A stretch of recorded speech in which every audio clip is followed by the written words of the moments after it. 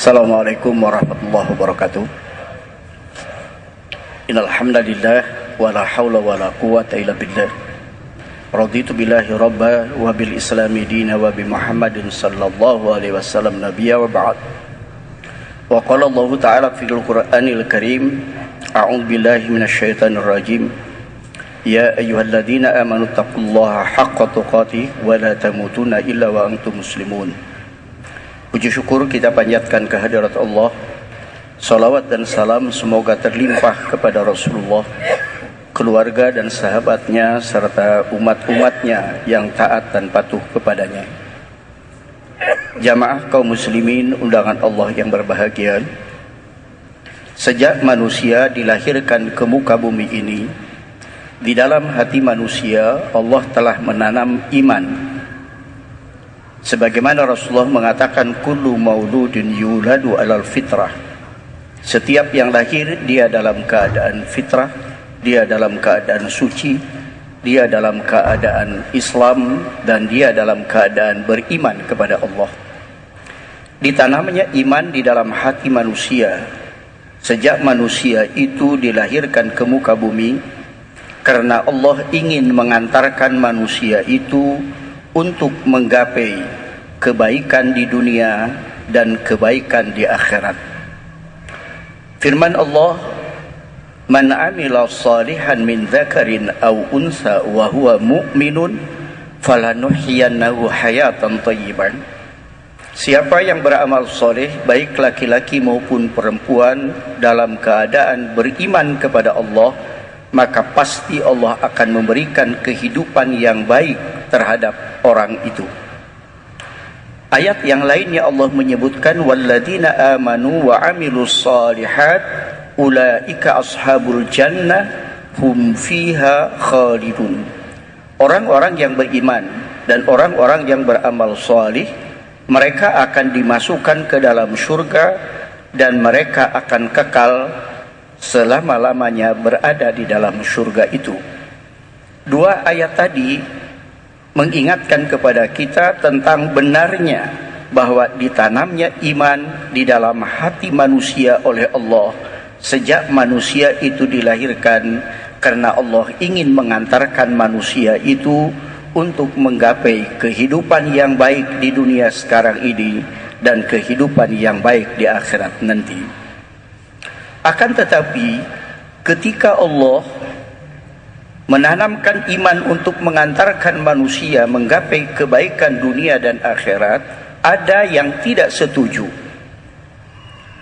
Dan yang tidak setuju itu adalah setan. Yang setan itu perilakunya alladzi yuwaswisu fi sudurin nas, yang selalu membisik-bisikkan di dalam hati manusia, yang kemudian Allah menyebutkan yang melakukan waswasah itu minal jinnati wan nas. Jadi setan itu kadang dia berbentuk jin dan kadang dia berbentuk manusia.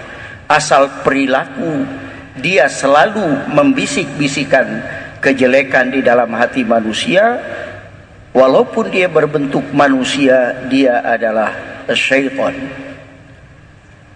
Untuk membendung dan menjaga agar manusia itu tidak mendapatkan kebaikan di dunia dan tidak mendapatkan kebaikan di akhirat. Karena itu kita harus menjaga iman itu dengan sebaik-baiknya. Karena kalau tidak kita jaga, bisa jadi iman yang Allah tanam di dalam hati kita itu mati. Sebagaimana Rasulullah mengatakan, fa'abawahu yuhawidanihi wa yunassiranihi wa yumajjisanihi. Kedua orang tuanya lah yang membunuh iman yang Allah tanam di dalam hati anak itu, sehingga dia menjadi Yahudi, menjadi Nasrani, dan menjadi Majusi. Ada juga yang iman itu dia tidak mati, tetapi dia layu. Iman yang layu adalah iman yang hidup segan mati tak mau. Kadang-kadang dia naik, kadang-kadang turun. Itulah iman yang layu. Padahal jamaah yang saya hormati, sebaiknya iman itu jangan naik turun. Sebab kalau iman itu naik turun, kecenderungan turunnya lebih besar daripada kecenderungan naiknya. Karena Allah menyebutkan innalladzina amanu summa kafaru summa amanu summa kafaru summa zdadu kufran. Orang yang iman kemudian kufur, iman lagi, kufur lagi, kata Allah, aku tambahi kekufurannya.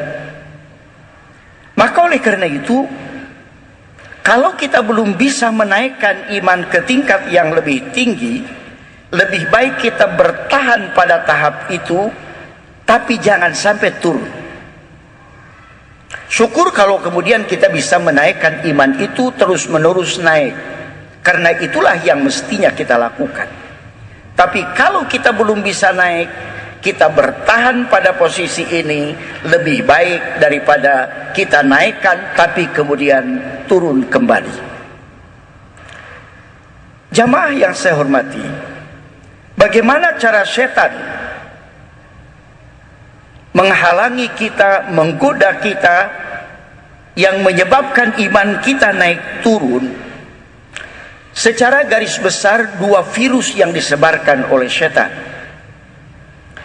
Virus yang pertama adalah virus hubud dunia. Setan menanamkan ke dalam hati kita tentang cinta dunia. Orang yang cinta dunia bukanlah orang yang mengejar keduniaan. Karena mengejar keduniaan diperintahkan oleh agama, kaya diperintahkan oleh agama. Adanya perintah zakat sama artinya dengan adanya perintah kaya. Tapi yang dimaksud dengan orang yang terkena virus cinta dunia adalah orang yang orientasi hidupnya hanya untuk dunia. Dia tidak pernah berpikir tentang ada kehidupan lain setelah kehidupan dunia yang bernama akhirat. Sehingga yang dia kejar hanya kebahagiaan dunia. Akan lebih parah lagi manusia itu kalau sudah menjadikan bahwa bahagia dunia itu akan tercapai dengan harta dan tahta. Karenanya mengejar harta dan tahta sering menjadi sebuah pertarungan yang menarik dalam kehidupan kita.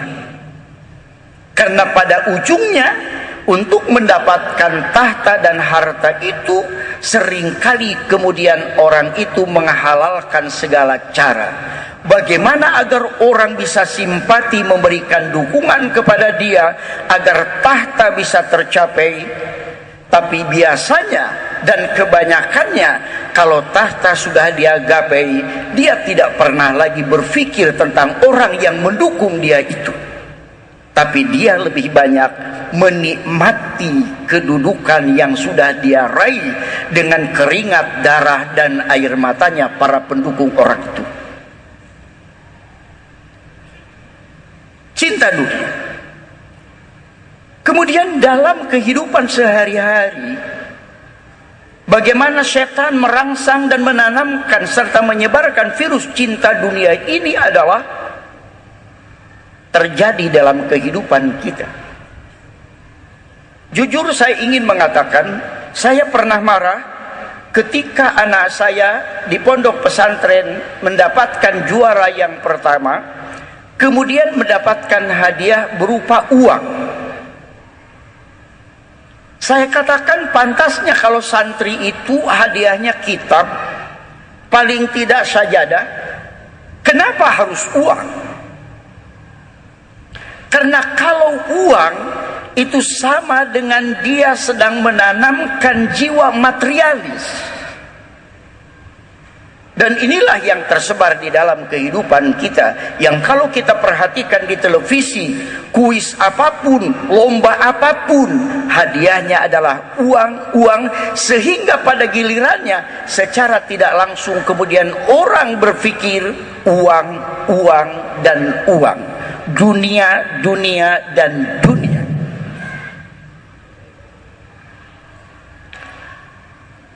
Dan ini akan melahirkan kekacauan di dalam kehidupan. Kemudian yang kedua, Yang ditanam oleh setan dan disebarkan oleh setan adalah virus perbuatan dosa.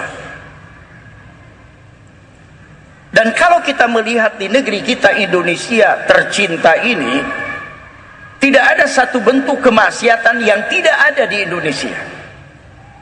Pelacuran dari sejak yang harganya 200 juta per 3 jam, itu sampai kepada yang 3.000. Itu ada di Indonesia. Judi, minuman keras. Bahkan kalau orang menganggap bahwa minuman keras itu tidak terlalu keras, dianggapnya belum keras, dia oplos. Itu ada di Indonesia. Dan bahkan kemungkaran dan kemaksiatan di Indonesia berkait dengan narkoba saja. Menurut catatan Badan Narkotika Nasional, yang mati karena narkoba di Indonesia dalam sehari 50 orang. 50 orang mati dalam sehari karena narkoba. Makanya pantas kalau gembong narkoba itu harus dihukum mati.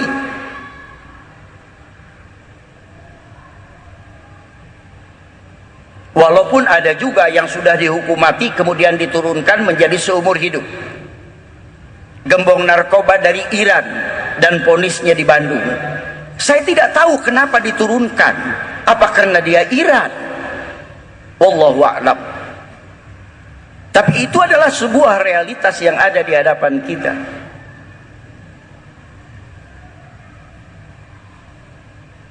Ini sudah merata. Bukan hanya terjadi di kota-kota besar saja. Bahkan ketika Dewan Dakwah mengirim dai ke perbatasan di Kalimantan, ketika para dai kita datang ke tempat itu, lampu tidak ada, masjid tidak ada, salat jamaah tidak ada, pengajian anak-anak tidak ada, tetapi narkoba dan minuman keras ada.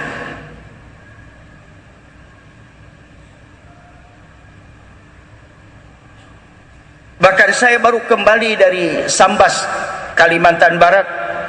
Mantan bupati bercerita kepada saya terhadap satu proses pengadilan terhadap seorang pemuda yang memperkosa. Hakimnya bertanya, kenapa saudara memperkosa? Dijawab oleh si pemuda itu, karena saya terpengaruh oleh tontonan yang ada di handphone saya.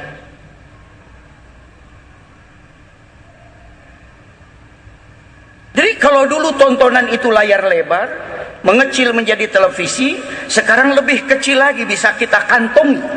Jadi kata anak muda itu, karena saya terpengaruh oleh tontonan yang ada di handphone saya. Hakimnya bertanya lagi, dari mana saudara dapat film porno itu yang ada di handphone saudara itu? Si anak muda itu menjawab, dikirim dari bapak saya.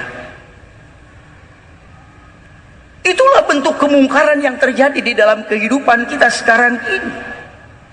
Padahal Allah sudah dengan tegas mengingatkan kepada kita, kalau dalam kehidupan itu yang muncul adalah kemungkaran dan kemaksiatan, Allah tegaskan, wa in min qaryatin illa nahnu muhlikuha qabla yaumil qiyamah au mu'adzibuha adaban syadida.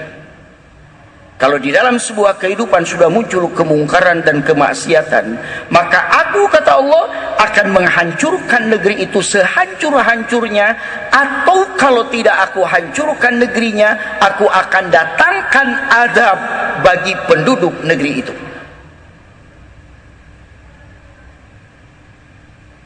Inilah jerat-jerat setan dalam menjaga orang-orang yang beriman agar tidak menggapai kehidupan yang baik di dunia dan kehidupan yang baik di akhirat.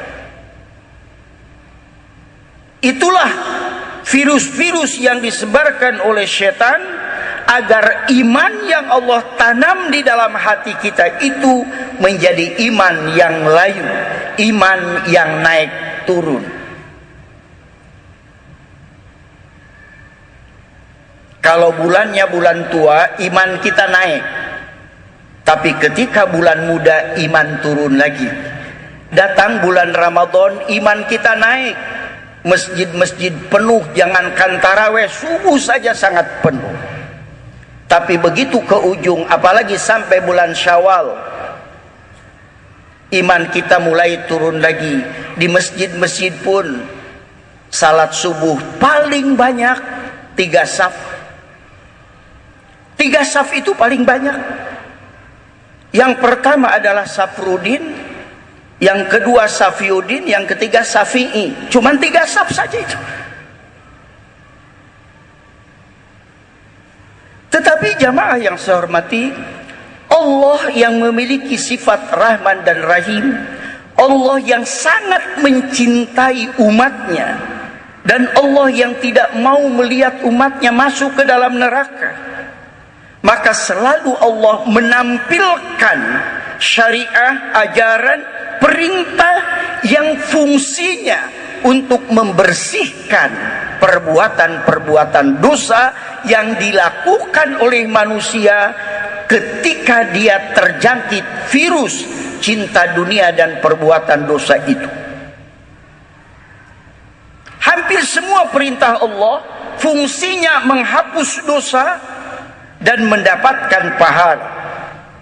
Bahkan ketika Rasulullah mengatakan, ketika kalian berwudu, kalian berkumur-kumur, kemudian kalian keluarkan air dari mulut kalian, bersama dengan keluarnya air dari mulut kalian, berjatuhan juga dosa-dosa yang pernah kalian lakukan lewat mulut kalian.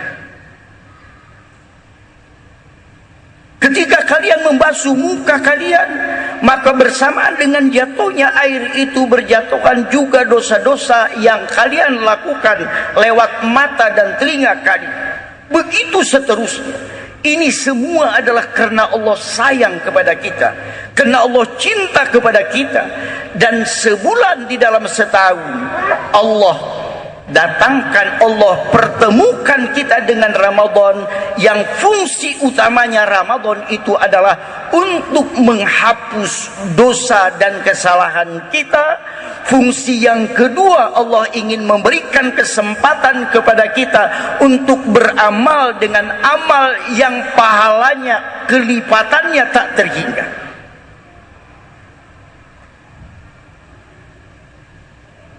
Bahkan di bulan Ramadan ini, kata Rasulullah, pintu surga dibuka lebar, pintu neraka ditutup rapat, setan-setan diikat. Ini semua adalah karena Allah sayang kepada kita. Seolah-olah Allah ingin mengatakan kepada kita, inilah saatnya bagi kalian di bulan Ramadan untuk menghapus dosa-dosa kalian, untuk memperbanyak pahala amal kalian tanpa ada godaan setan, karena semua setan sudah diikat oleh Allah.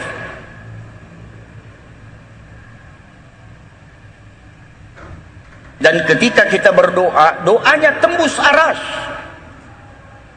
Karena doa yang tanpa hijab hanyalah doa orang-orang yang berpuasa.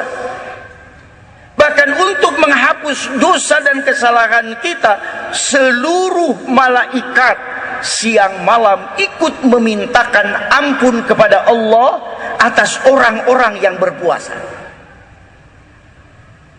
Seluruh malaikat. Berapa banyaknya malaikat? Gambaran yang diberikan oleh Rasulullah, ketika malaikat pertama tawaf mengelilingi arasy Allah, selesai tawaf mengelilingi arasy Allah, kemudian rombongan itu antri lagi untuk bisa mendapatkan kesempatan tawaf yang kedua, sampai hari kiamat nggak dapat giliran lagi. Itu gambaran banyaknya malaikat. Semuanya itu ikut memintakan ampun kepada Allah untuk orang-orang yang berpuasa. Ini benar-benar menunjukkan kepada kita sayang Allah, wujud sayang Allah. Hanya persoalannya adalah, apakah semua orang yang berpuasa menggapai semuanya itu? Jawabnya tidak, dan tidak. Karena Rasulullah dengan tegas mengatakan, kam min shaimin laisa lahu min siyami illal ju' wal atas. Betapa banyak orang yang berpuasa, dia tidak mendapatkan apa-apa dari puasanya kecuali lapar dan haus saja. Tentu pertanyaannya adalah bagaimana yang harus kita lakukan agar kita bisa menggapai kandungan Ramadan sehingga dia mampu menghapuskan seluruh dosa dan kesalahan kita, mampu meningkatkan pahala amal kita, dan mampu terkabulnya doa-doa kita. Yang pertama, niatnya harus ikhlas. Niat yang ikhlas itu gambarannya disebutkan oleh Allah, Qul inna sholati wa nusuki wa mahyaya wa mamati lillahi rabbil alamin. Salatku, pengorbananku, hidup dan matiku hanya untuk Allah. Itulah ikhlas. Tetapi ikhlas dan tidaknya seseorang yang tahu hanya kita dan Allah.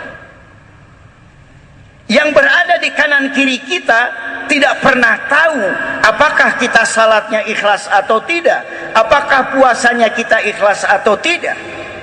Walaupun ada orang di sebelah kita salatnya sambil bercucuran air mata, mungkin saja kita bisa menduga, wah bapak ini ikhlasnya luar biasa sampai menangis salatnya. Belum tentu menangisnya itu karena ikhlas. Boleh jadi sebelum masjid kecopetan, bisa saja menangis. Karena yang tahu hanya kita dan Allah, maka kita harus menjaga keikhlasan itu. Dan untuk menjaga keikhlasan itu, tidak mungkin kita akan mampu hanya dengan kemampuan kita tanpa ada pertolongan Allah. Karena untuk ikhlas itu, jangankan kita, Rasulullah saja yang menjaganya adalah Allah. Itulah yang menyebabkan Rasulullah selalu berdoa kepada Allah, Ya muqallibal qulub, sabbit qalbi ala dini. Kemudian yang kedua, hendaknya kita bersungguh-sungguh, ada keinginan yang kuat untuk menggapai seluruh kandungan Ramadan.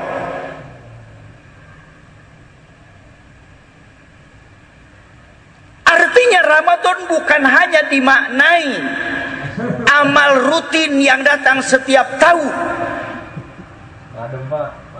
tetapi kita harus memiliki kesungguhan.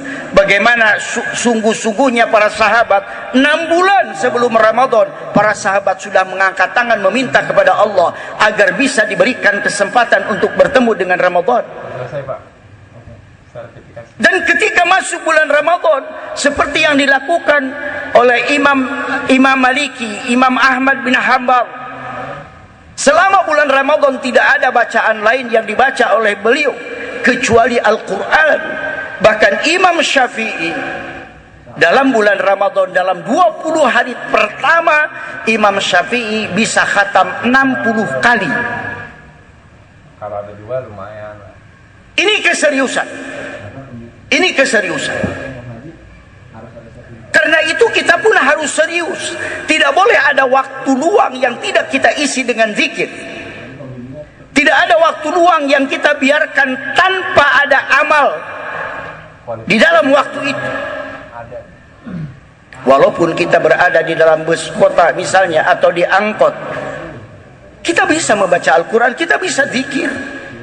Ini adalah menunjukkan keseriusan kita di dalam menggapai kandungan Ramadan itu. Tentu siang harinya kita gunakan untuk puasa, malam harinya kemudian kita gunakan untuk melaksanakan tarawih, berdoa, bertaubat, meminta ampun kepada Allah. Boleh jadi banyak dosa yang pernah kita lakukan selama Ramadan yang lalu sampai Ramadan sekarang ini. Dan kemudian kita pun harus memiliki semangat untuk menggapai Lailatul Qadar. Ada keseriusan yang harus kita lakukan. Dan tentu dari semuanya itu, kita yang tidak boleh lupa, kita selalu meminta kepada Allah agar Allah memberikan kemauan, memberikan kemampuan, memberikan kekuatan kepada kita untuk bisa menggapai kandungan Ramadan. Sehingga dengan demikian, ketika kita mengakhiri Ramadan, terhapus seluruh dosa dan kesalahan kita, bertumpuk dan bertimbunnya amal pahala amal kita dan terkabulnya seluruh doa-doa kita, sehingga kita mengakhirinya dengan Idul Fitri kita benar-benar kembali kepada kesucian seperti ketika kita baru dilahirkan oleh ibu kita pada saat kita dilahirkan.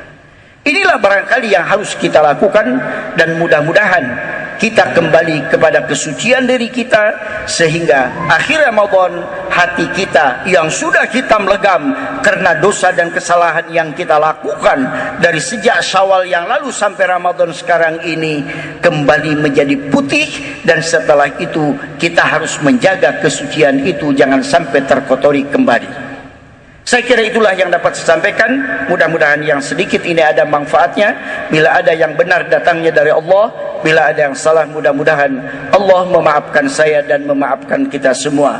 Subhanakallahumma wa bihamdik, asyhadu an la ilaha illa anta, astaghfiruka wa atubu ilaik. Assalamualaikum warahmatullahi wabarakatuh.